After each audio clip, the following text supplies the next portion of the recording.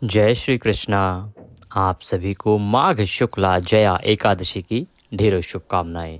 आज हम बात करेंगे कि माघ मास के शुक्ल पक्ष की पवित्र जया एकादशी किस दिन है, जो कि फरवरी महीने में आने वाली पहली एकादशी होगी। माघ मास की अंतिम एकादशी होगी। तो ये एकादशी का व्रत किस दिन किया जाएगा?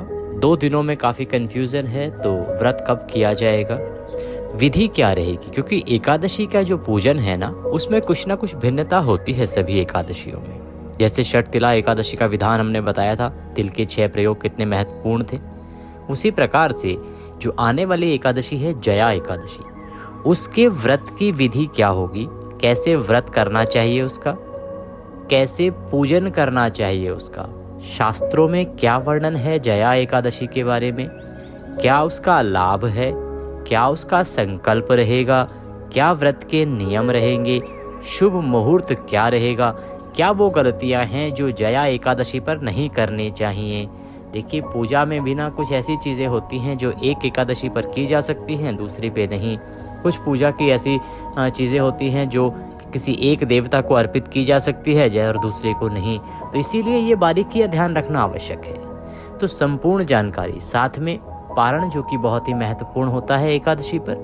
पारण के बिना यदि पारण सही प्रकार से ना किया जाए तो व्रत पूर्ण नहीं होता है। और पारण में भी विशेष रूप से ध्यान रखना होता है हरिवासर के समय का, कि हरिवासर का समय जो है उसके निकल जाने के बाद ही आपको व्रत खोलना चाहिए, चाहे वो दोपहर के बाद क्यों ना हो, चाहे वो सुबह के बाद क्यों ना हो। कई बार ऐसा होता है ना कि हरिवासर का जो समय है वो व्रत के अगले दिन सुबह सुबह होता है, और आप यदि सुबह सुबह व्रत खोल लेते हैं तो वह व्रत खंडित होता है। तो ऐसी बहुत सी बारीकियां हैं जिनको आपको जानना चाहिए। यही कारण है कि बहुत से लोग एकादशी का लंबे समय से व्रत करते आ रहे हैं, परंतु उनकी मनोकामनाएं पूरी नहीं हो रही हैं, उनके जीवन के दुख जो है वो दूर नहीं हो रहे हैं। हो सकता है उनसे जाने अनजाने में कोई गलती, कोई त्रुटि हो जाती हो, जिसके कारण एकादशी जो कि बहुत अधिक पुण्य फलदायी तिथि है, तिथियों में श्रेष्ठतम तिथियों में आती है एकादशी। क्यों? क्योंकि भगवान श्री हरि विष्णु को प्रिय है। भगवान श्री हरि विष्णु ने स्वयं वरदान दिया था एकादशी को कि जो कोई तुम्हारी पूजा करेगा, व्रत करेगा, मैं उसकी सभी परेशानियों का हरण करूंगा, उसे सभी सुख, ऐश्वर्य और अंत में वैकुंठ प्रदान करूंगा। इसीलिए इस तिथि की बहुत अद्भुत महिमा है साहब। पुराणों में भी इसका वर्णन मिलता है, अच्छा उल्लेख मिलता है, और वहीं से हम आपके लिए जानकारी लेके आते हैं। जानकारी आरंभ करें उससे पहले आपसे निवेदन है कि अपने व्रत की सफलता के लिए, भगवान श्री हरि का आशीर्वाद प्राप्त करने के लिए कमेंट बॉक्स में अवश्य लिखें जय श्री हरि या ओम नमः भगवते वासुदेवाय। भगवान श्री हरि आपकी सभी मनोकामनाएं पूर्ण करेंगे। आप देख रहे हैं देवभूमि ज्योतिष संस्थान का प्रतिष्ठित यूट्यूब चैनल देवभूमि धार्मिक। एकादशी कब है, व्रत किस दिन करना है, ये बताएं। उससे पहले ये जानना आवश्यक है कि आपको व्रत की पूजा कैसे करनी है, क्या भोग लगाना है, क्या चीज़ें खा सकते हैं, क्या नहीं खा सकते हैं, और साथ ही व्रत का संकल्प कैसे करना है। तो जिस दिन एकादशी का व्रत आप कर रहे हैं ना, उससे एक दिन पहले ही कुछ नियम आरंभ हो जाते हैं दशमी तिथि से। इसको लेके हमने एक विस्तृत वीडियो भी बनाया था, जिसमें 3 दिन का विधान था एकादशी का, कि किस दिन क्या खाना चाहिए, किस दिन क्या नहीं खाना चाहिए। यदि संभव हो तो वो अवश्य आपको देख लेना चाहिए। आपके लिए बहुत उपयोगी वीडियो है, उसका लिंक मैं डिस्क्रिप्शन बॉक्स में डाल दूंगा। क्योंकि उसमें ना तीनों दिन, एकादशी का जो व्रत है वो 3 दिन के विधान से होता है। दशमी तिथि को क्या क्या चीज़ें छोड़नी है, एकादशी को क्या नहीं खाना है, और द्वादशी को क्या नहीं खाना है। इस प्रकार से विधान है एकादशी का। ये 3 दिन का एक प्रकार से कठिन नियम होता है जिसका पालन आपको करना चाहिए। संक्षेप में बताते हैं कि दशमी तिथि को आपको मसूर की दाल नहीं खानी चाहिए, चने की दाल नहीं खानी चाहिए, लहसुन प्याज आदि का सेवन नहीं करना चाहिए, कांसे के पात्र में भोजन नहीं करना चाहिए, शहद का सेवन नहीं करना चाहिए, दोपहर के बाद भोजन ग्रहण नहीं करना चाहिए। ये वो चीज़ें हैं जिनको आपको दशमी तिथि को छोड़ देना होता है। साथ ही हरी सब्जियां, पत्तेदार जो सब्जियां होती हैं, उनका त्याग भी दशमी तिथि को बताया गया है। ये सभी चीज़ें आपको दशमी तिथि को ही छोड़ देनी चाहिए, त्याग देनी चाहिए। उसके बाद आप एकादशी वाले दिन, जिस दिन आप व्रत कर रहे हैं ना, उस दिन आपको ब्रह्म मुहूर्त में उठना चाहिए। ब्रह्म मुहूर्त में ना उठ सके तो कोई बात नहीं, सूर्य उदय से पहले तो आपको अवश्य रूप से उठ ही जाना चाहिए। सूर्योदय से पहले उठने के बाद स्नान आदि करके स्वच्छ वस्त्र धारण करके अपने व्रत का संकल्प करेंगे, फिर भगवान का पूजन करेंगे और व्रत के नियमों का पालन करते हुए दिन को व्यतीत करेंगे। आप थोड़ी सी सामग्री जो चाहिए पूजा के लिए वो नोट कर लीजिए। सामग्री वही होती है जो सभी सनातनियों के घर में होती है।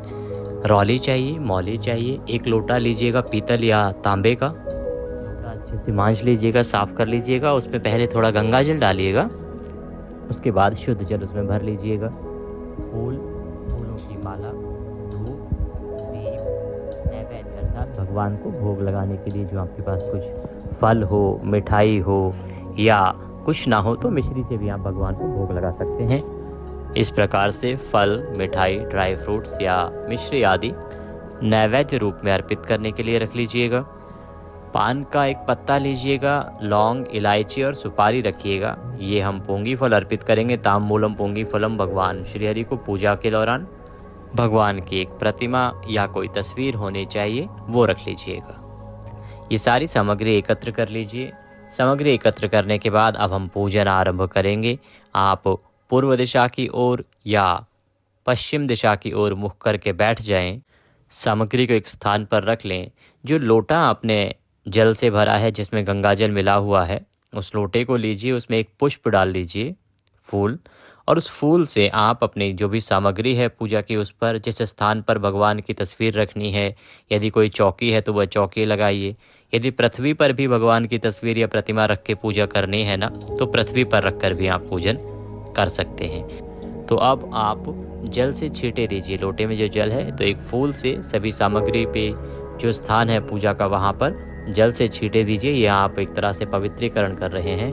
ओम पवित्रो पवित्रं सर्वांग वस्तांगतो भिवा पुंडरीकाक्षं सभयंतरः शुचिः ओम। इस प्रकार से सब पवित्रीकरण हो गया है। अब भगवान की तस्वीर की स्थापना करेंगे। तो जहाँ आपने तस्वीर रखनी है, चौकी है तो उस पर पीला वस्त्र बिछा लीजिए। अगर पृथ्वी पर रख कर करनी है तो पृथ्वी पर भी रख सकते हैं। वहाँ पे भी संभव है तो पीला वस्त्र बिछा लीजिए। वो भी नहीं हो तो कोई बात नहीं, आप भगवान को आसन अवश्य दीजिएगा। आसन के रूप में थोड़े से पुष्प लीजिएगा, वो वहाँ पर डाल दीजिएगा, रख दीजिएगा, बिखरा दीजिएगा। और पुष्प के ऊपर प्रेम पूर्वक भगवान की तस्वीर या प्रतिमा स्थापित कर दीजिएगा। अब एक चीज़ बताते हैं कि आपको ना यदि आपके प्रतिमा मिल जाए तो बहुत उत्तम रहेगा। जया एकादशी पर आप यदि भगवान का अभिषेक कराते हैं तो यह उत्तम फलदायी बताया गया है। क्या? भगवान का पंचामृत से अभिषेक। तो इसकी दो विधि होती हैं। आप पंचामृत बना लीजिएगा। पंचामृत कैसे बनता है? थोड़ा सा कच्चा दूध, दही, घी, शहद, शक्कर, इन पांचों चीज़ों को मिला लीजिए, इससे पंचामृत बन जाएगा। एक पात्र में रख लीजिए। भगवान की तस्वीर आपने स्थापित कर ली है, प्रतिमा है तो प्रतिमा स्थापित कर लिया है। अब सबसे पहले आप 3 बार जलाचमनी करेंगे। 1 चम्मच से अपने सीधे हाथ पर जल लेंगे और जलाचमनी करेंगे। पहले 1 चम्मच जल लीजिए, हाथ धो लीजिए। हस्तो प्रक्षालनम, हम मंत्र बोलेंगे। एक मंत्र पे 1 बार आपको जल पीना है अपने हाथ पे जल लेके। ओम माधवाय नमः, ओम केशवाय नमः, ओम नारायणाय नमो नमः।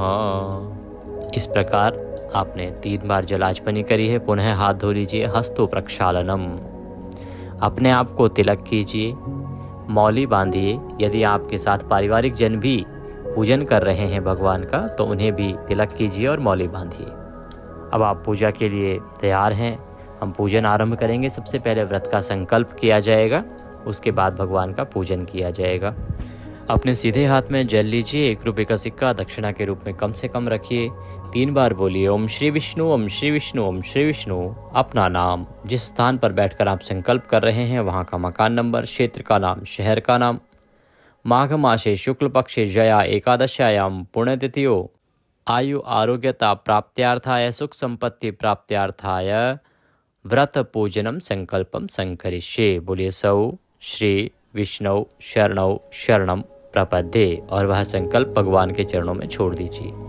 हमने इसमें जो उद्देश्य बताया आपके व्रत करने का, आयु आरोग्यता प्राप्त्यार्थ है, आयु और आरोग्यता की प्राप्ति के लिए, और धन संपत्ति वैभव की प्राप्ति के लिए। यदि आप किसी और कारण के लिए यह व्रत कर रहे हैं तो वह कारण यहाँ पर बोल सकते हैं। संकल्प के दौरान। संकल्प करने के बाद अब आप भगवान का पूजन कीजिए। सबसे पहले भगवान को पद्य अर्घ आचमनी करेंगे। पद्य अर्घ आचमनी करने के लिए एक ना कटोरी, भगवान अगर आपके पास तस्वीर से आप पूजन कर रहे हैं तो एक कटोरी रख लीजिए भगवान के सामने। एक कोई कटोरी लीजिए जिसमें कि आप जल बार बार, क्योंकि तस्वीर पे जल छोड़ेंगे वो उचित नहीं है, और अभिषेक कैसे कराएंगे, पद्य अर्घ आचमनी कैसे कराएंगे, इसलिए आप एक कटोरी रख लीजिए। भगवान को पद्य अर्पित कीजिए। तो एक चम्मच से, या जल आपके पास आचमनी है तो आचमनी से एक चम्मच जल भगवान के सामने जो कटोरी है उसमें पद्य के रूप में अर्पित कर दीजिए। अब भगवान को अर्घ देंगे। अर्घ देने के लिए देखिए आपके पास 2 विधि हैं। आपके पास अगर प्रतिमा है तो आप प्रतिमा को पूरा नहला सकते हैं, अन्यथा इसी पात्र में आप थोड़ा सा जल छोड़ दीजिएगा अर्घ के रूप में कि आप भगवान को अर्घ समर्पित कर रहे हैं। अर्घम समर्पयामि। 1 चम्मच जल पुनः छोड़ दिए। आचमनेयम जल आचमनेयम समर्पयामि। स्नानम, भगवान को स्नान कराएंगे। यदि आपके पास तस्वीर है तो आप पुष्प से जल के छींटे दे दीजिए। अगर आपके पास प्रतिमा है तो भगवान को शुद्ध जल से स्नान कराइए। स्नानम स्नानते। अब आप पंचामृत से भगवान का अभिषेक करेंगे, स्नान कराएंगे। पंचामृत हमने आपको बताया था, पंचामृत आपने बना लिया होगा। पंचामृत से भगवान को नहलाएंगे। अगर प्रतिमा है तो पूर्ण रूप से आप नहलाएंगे। अगर प्रतिमा नहीं है तो सांकेतिक रूप से थोड़ा सा पंचामृत जो तस्वीर के सामने आपने कटोरी रखी है उसके अंदर डाल दीजिए कि आप भगवान को पंचामृत से स्नान करा रहे हैं। भाव का ध्यान रखिएगा, भाव बड़ा महत्वपूर्ण होता है। भाव इस प्रकार से रखिए कि जैसे आप भगवान को साक्षात नहला रहे हैं। खूब सारा पंचामृत है आपके पास और आप पंचामृत से भगवान का अभिषेक कर रहे हैं। उसी प्रकार से जब जल अर्पित कर रहे हैं, स्नान करा रहे हैं, तो भाव रखिए कि बहुत सारा पानी है और आप भगवान को आराम से अपने हाथों से प्रेम पूर्वक नहला रहे हैं। भगवान प्रेम के भूखे होते हैं। प्रेम और भावना से यदि आप करेंगे तो सब बहुत उत्तम होगा। शुद्ध्योदक स्नानम, शुद्ध्योदक स्नान कराएंगे। इसके बाद तो पुनः शुद्ध जल लीजिए और शुद्ध जल से स्नान कराइए। यदि तस्वीर है तो 1 चम्मच जल छोड़ दीजिए, कटोरी सामने रखी है कि आपने स्नान के लिए जल अर्पित किया है। और यदि प्रतिमा है तो अच्छे से भगवान को प्रेम पूर्वक स्नान कराइए। भाव यही रखिए कि आप खूब सारा स्नान करा रहे हैं भगवान को। आराम से खूब सारा पानी है और खूब सारा स्नान आप भगवान को करा रहे हैं। इस भाव से आप भगवान को स्नान कराइए, जल अर्पित कीजिए। वस्त्रम वस्त्रांते चंदनम चंदनांते। भगवान को वस्त्र अर्पित कीजिए। वस्त्र यदि आपके पास प्रतिमा है, इसके कोई वस्त्र हैं तो आप पहना सकते हैं, अन्यथा जो मौली आपके पास है ना, मौली का एक टुकड़ा तोड़िए और वह भगवान को प्रेम पूर्वक वस्त्र के रूप में अर्पित कीजिए कि आप भगवान को वस्त्र अर्पित कर रहे हैं। भगवान को चंदन लगाइए। चंदन लगा के, फूलों की माला है तो फूलों की माला पहनाइए, खुले फूल हैं तो पुष्प अर्पित कीजिए। पुष्प अर्पित करके धूप जलाइए, दीप जलाइए। धूप दिखाइए, अपने हाथ से धूप दिखाइए भगवान को। इसके बाद दीप दिखाइए। दिया आपने जो जलाया होगा, घी का दिया, दीप जलाइए, दीप दिखाइए। ये जो दीपक आप जला रहे हैं ना, तो दीपक के नीचे स्थान दीजिएगा और थोड़े से पुष्प रख दीजिएगा, उसके ऊपर आप दीपक को रखिएगा। कभी भी डायरेक्ट नहीं रखते हैं दीपक को। और ये अग्नि साक्षी हैं हमारी पूजा के, इनको उठाना नहीं है। आरती के लिए हम दूसरा दीपक प्रयोग में लाएंगे। भगवान को दीप दिखाइए। नैवेद्यम समर्पयामि। नैवेद्य समर्पित कीजिए। नैवेद्य में आपके पास कोई मिठाई हो तो बहुत उत्तम है। ये जो एकादशी है ना, क्योंकि ये पूरा माघ का महीना ही ना तिल की महिमा बताता है, इस एकादशी पर भी आपको तिल युक्त मिठाई भगवान को अर्पित करनी चाहिए। आप तिल के लड्डू हैं, गुड़ तिल के लड्डू, तिल के खोवे के लड्डू, या जिस भी प्रकार के हैं आपके पास मिठाई तिल की, वह अर्पित कीजिए। ना हो तो कोई परेशानी नहीं है, आप फल अर्पित कर सकते हैं नैवेद्य में, या कुछ भी ना हो तो मिश्री अर्पित कीजिए प्रेम पूर्वक भगवान को। जल आचमनीयम समर्पयामि। जल आचमनी कराइए। जल 1 चम्मच जल पुनः जो सामने कटोरी है उसमें छोड़ दीजिए कि आप भगवान को जल पिला रहे हैं। अब भगवान को ताम्बूल अर्पित कीजिए। ताम्बूल, आप पान का पत्ता लीजिए, उसकी डंडी तोड़ दीजिए, उसमें 2 लौंग, 2 इलायची रखिए, सुपारी रखिए और उसका बीड़ा बना लीजिए। बीड़ा बना के यह भगवान को अर्पित करेंगे। जब आप अर्पित करेंगे तो दोनों हाथ जोड़िएगा, हाथ में बीड़ा लीजिएगा, भगवान से प्रेम पूर्वक जो आपकी प्रार्थना है, मनोकामना है, वह बोलिएगा और ताम्बूलम समर्पयामि। ताम्बूल जो है ये भगवान को अर्पित कर दीजिए, समर्पित कर दीजिए, भगवान को प्रणाम कीजिए। जो पुरुष हैं वो दंडवत प्रणाम करेंगे, बाकी आप हाथ जोड़ के अपने घुटनों से झुका के और प्रणाम कर सकती हैं। माताएं कभी भी दंडवत प्रणाम भगवान को ना करें। इसके बाद आपको विष्णु सहस्त्र नाम का पाठ करना चाहिए या सुनना चाहिए। बताते हैं क्यों। क्योंकि ये जो एकादशी है ना, इसे भीष्म एकादशी भी कहा जाता है। इस एकादशी की अद्भुत महिमा है साहब। ये वो एकादशी है जिस दिन भगवान श्री हरि विष्णु का प्रिय स्तोत्र विष्णु सहस्त्र नाम का उद्गम हुआ था।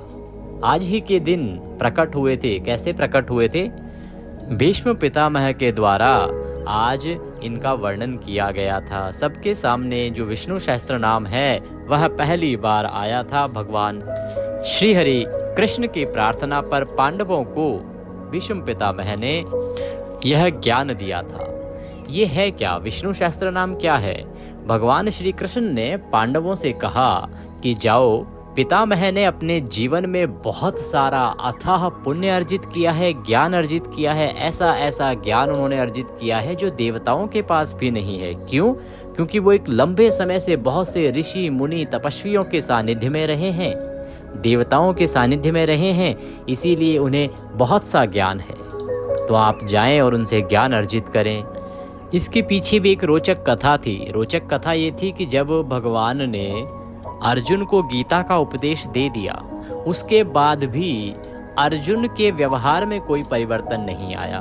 वह आज भी कृष्ण को केवल अपना सखा ही समझता था। भगवान ये सिखाने का प्रयत्न कर रहे थे कि कभी यदि कोई आपको ज्ञान की बात बताता है तो उसे गुरु भाव से आदर भी देना चाहिए। और ये सीख भगवान जानते थे कि भीष्म पितामह के अलावा कोई नहीं है जो उन्हें दे सकता है। इसीलिए इस उद्देश्य से उन्होंने उन्हें भीष्म पितामह के पास भेजा और भीष्म पितामह ने अपने जीवन में अर्जित किए हुए सभी ज्ञान को सार रूप में विष्णु सहस्त्र नाम के रूप में प्रकट कर दिया। तो आज जो हम विष्णु सहस्त्र नाम पढ़ते हैं वह भीष्म पितामह द्वारा वर्णित है, बताया गया है, भगवान का जो सबसे प्रिय स्तोत्र है। इसीलिए आज के दिन उसकी पूजा करनी चाहिए, क्योंकि जया एकादशी के दिन ही उसका विष्णु सहस्त्र नाम का उद्गम हुआ था। इसीलिए इस एकादशी को भीष्म एकादशी भी कहा जाता है। तो संभव है तो पढ़िएगा, अन्यथा मैं इसी अपने चैनल पर विष्णु सहस्त्र नाम का हिंदी सरलीकरण करके आपके लिए अपलोड करूंगा। वह वीडियो अवश्य ही देखिएगा। जया एकादशी पर विशेष क्या होता है? विष्णु सहस्त्र नाम का पाठ। हमने बताया आपको कि हर एक एकादशी की एक भिन्न कथा होती है। हर एक एकादशी पर कुछ स्पेशल चीजें होती हैं जो सामान्य आदमी को नहीं पता होती, और हम शास्त्रों के गूढ़ रहस्य से कहीं ना कहीं से ढूंढ के आपके लिए लेके आते हैं कि शास्त्रों में कहाँ क्या वर्णन है जो आपके लिए बहुत लाभप्रद हो सकता है। तो विष्णु सहस्त्र नाम का पाठ कीजिए, उसके बाद आप एकादशी की कथा सुनिएगा। सही कथा जो है वो आपके इसी चैनल पर सुनाई जाती है, तो आप वीडियो अवश्य सेव करके रख लीजिएगा और वह कथा सुनिएगा। कथा सुनने के बाद आरती कीजिएगा। आरती करके अपने जो दैनिक कार्य हैं उनमें लग जाइएगा। नियमों का पालन कीजिएगा। नियमों के रूप में एकादशी के दिन आपको फल आहार करना होता है, अन्न ग्रहण नहीं करना होता है। फल आहार में यदि आप कूटू सावक सिंगाड़े का अगर कुछ बना रहे हैं तो उसमें ना तो लाल मिर्च प्रयोग करेंगे और ना ही आपको नमक प्रयोग करना है। काली मिर्च और सेंधा नमक प्रयोग में ला सकते हैं। अगले दिन आपको व्रत का पालन करना होता है। नियमों के अनुसार पूरे दिन आपको किसी से लड़ाई झगड़ा नहीं करना है, किसी से वैर भाव नहीं रखना है, किसी के साथ द्वेष नहीं रखना है, किसी का अहित नहीं करना है, किसी को अपशब्दों का प्रयोग नहीं करना है। शालीनता के साथ, शुद्धता के साथ भगवान के चरणों में मन को लगाते हुए दिन को व्यतीत करेंगे। ब्रह्मचर्य अनिवार्य नियम है, इसका पालन दशमी तिथि से आरंभ होगा और पारण वाले दिन द्वादशी तक चलेगा। ब्रह्मचर्य का पूर्ण रूप से पालन करना है, इसी में किसी भी प्रकार की कोताही नहीं होनी चाहिए। मन से शुद्धि, तन से शुद्धि आपको इस व्रत में रखनी है, क्योंकि एकादशी का व्रत अपने आप में एक साधना है। इससे पुण्य बहुत अधिक प्राप्त होता है, परंतु साधना बहुत आवश्यक होती है, कठिन होती है। इसीलिए थोड़ा सा संयम बरतिएगा। संयम का नाम ही व्रत है। ऐसा नहीं केवल भूखा रह लेना ही व्रत है, तो फिर रोज भिखारी और गरीब लोग और जिनको बेचारों को एक वक्त खाना मिलता है वो रोज व्रत करते। परंतु संयमित होना बहुत आवश्यक है, शुद्धि बहुत आवश्यक है, मन में शांति बहुत आवश्यक है। इस प्रकार से आपको अपना दिन व्यतीत करना है। संभव हो तो सायंकाल को कीर्तन कीजिएगा, कीर्तन की बड़ी अद्भुत महिमा है। जागरण कीजिएगा। शयन करना हो तो पृथ्वी पर शयन कीजिएगा और अगले दिन ब्रह्म मुहूर्त में उठिएगा। ब्रह्म मुहूर्त में ना उठें तो सूर्य उदय से पहले तो अवश्य ही उठ जाइएगा और उसके बाद आप व्रत के पारण की जानकारी के लिए हमारा पारण विशेष जो वीडियो है ना वो देखिएगा, क्योंकि प्रत्येक पारण की ना भिन्नता होती है, अलग अलग नियमों से पारण किया जाता है और एक साथ सारी जानकारी हम दे नहीं सकते, वीडियो बहुत लंबा हो जाता है। अभी भी शायद 20 मिनट का वीडियो हो गया है, तो इसे हमें जल्दी वाइंड अप करना पड़ेगा। फिर आप कहते हैं कि पंडित जी बहुत लंबे वीडियो होते हैं आपके, लेकिन आप ये भी तो देखिए कि हमारी जानकारी भी तो बाकियों से भिन्न होती है, हमारी जानकारी भी तो भिन्न होती है। शास्त्रों में जितना सारा वर्णन है, अगर हम वो सारी जानकारी आपके लिए पेश करेंगे तो उसमें समय तो लगेगा। समय को भूल जाइए, भगवान की भक्ति में मन को लगाइए, प्रेम से भगवान की भक्ति कीजिए, पारण कीजिएगा। अब बात करते हैं व्रत आपने कब करना है। पारण के नियम आदि की जानकारी हम आपको अगले वीडियो में प्रदान करेंगे। अभी बताते हैं व्रत कब करना है, पारण कब करना है, पारण में भोग आदि और मंत्र आदि क्या प्रयोग करने हैं। तो माघ मास के शुक्ल पक्ष की एकादशी, जिसे जया एकादशी कहते हैं, एकादशी तिथि आरंभ हो रही है 7 फरवरी को रात्रि को 9:26 पर और इसका समापन होगा अगले दिन यानी 8 फरवरी को रात्रि को 8:15 पर। ऐसे में 8 फरवरी को एकादशी सूर्य के मुख से भी होगी और रात्रि को द्वादशी भी आ जाएगी व्रत के दौरान ही। तो ये जो व्रत होगा सर्वोत्तम व्रत होगा, क्योंकि एकादशी में भी है, सूर्य के मुख से भी एकादशी है और द्वादशी भी आ रही है, तो द्वादशी युक्ता व्रत भी होगा। इसीलिए आपको व्रत करना चाहिए 8 फरवरी 2025 को जया एकादशी का। पारण आप करेंगे 9 फरवरी को। पारण के समय की जानकारी आपको दे देते हैं। पारण जो है वो द्वादशी तिथि में किया जाता है। दूसरा, पारण व्रत के अगले दिन सूर्योदय के बाद किया जाता है और तीसरा, पारण हरिवासर का समय समाप्त होने के बाद किया जाता है। हरिवासर का समय क्या होता है? हरिवासर का समय होता है द्वादशी तिथि के पहले 5.5 घंटे। एकादशी के बाद जब द्वादशी आती है ना, तो द्वादशी लगने के बाद 5.5 घंटे शुरुआत के जो होते हैं उसमें पारण नहीं करना चाहिए कभी भी, क्योंकि वो हरिवासर का समय होता है, वो व्रत में ही गिना जाता है। इसीलिए आपको उसमें पारण नहीं करना चाहिए, पारण उसके बाद ही किया जाना चाहिए। इसीलिए आपने देखा होगा कि कई बार हम कहते हैं कि भाई पारण जो है वो सुबह सुबह नहीं कर लीजिएगा, क्योंकि उस दिन सुबह सुबह हरिवासर का समय चल रहा होता है। इसलिए हम आपको मना ही करते हैं कि सुबह सुबह पारण नहीं करना है, उसके बाद पारण करना है। तो 9 फरवरी को पारण के लिए शुभ समय रहेगा 7:11 से और 9:17 तक। ये उत्तम समय है, इसमें व्रत का पारण कीजिएगा। भगवान अवश्य ही आप पर कृपा करेंगे, आपके मनोरथों को सिद्ध करेंगे। ये थी जानकारी एकादशी के बारे में। वीडियो थोड़ा सा भी अच्छा लगा हो तो कृपया एक बार लाइक अवश्य कर दीजिएगा, क्योंकि आपका एक लाइक हमारे लिए बहुत महत्वपूर्ण होता है। इतनी मेहनत से जब वीडियो बनता है और आपका लाइक आता है तो उससे हमें हमारी जो मेहनत है वो सफल होती दिखाई देती है। तो कृपया लाइक अवश्य कीजिएगा। वीडियो क्योंकि सबके लिए उपयोगी है और इस प्रकार की वीडियो आपको YouTube पर नहीं मिलेंगे, ये हमारी गारंटी है। आप इतने समय से हमारे चैनल पर हैं, हमारे जितने भी दर्शक हैं जो लंबे समय से हमारे साथ जुड़े हैं, सब जानते हैं कि हम एकादशी के बारे में शास्त्रों से ढूंढ के जानकारी लाते हैं। इस प्रकार की गहरी जानकारी कोई नहीं देता है। तो कृपया इस वीडियो को अधिक से अधिक लोगों तक पहुंचाइए, वो इससे लाभ लेंगे, भगवान की पूजा करेंगे तो उन्हें जो पुण्य प्राप्त होगा उसका कुछ प्रतिशत आपको भी पुण्य प्राप्त होगा, क्योंकि आपके द्वारा ये जानकारी उन तक पहुंचाई गई थी। तो इस प्रकार से अधिक लोगों तक वीडियो को शेयर कीजिए, भगवान का व्रत कीजिए, पूजन कीजिए, भगवान की कृपा आपको अवश्य प्राप्त होगी। चैनल पर नए हैं और अच्छी जानकारी प्राप्त करते रहना चाहते हैं तो सब्सक्राइब कर लीजिए और साथ ही जो बेल आइकन का निशान है ना, घंटे का निशान, उसको अवश्य दबा दीजिएगा, तभी सारे वीडियो आपको मिलेंगे, अन्यथा वीडियो आपसे मिस होते जाएंगे और आपको जानकारियाँ प्राप्त नहीं होंगी। तो सब्सक्राइब कर लीजिए, बेल आइकन का जो निशान है उसको अवश्य दबा दीजिए। भगवान सब पर कृपा करें। जय श्री कृष्ण।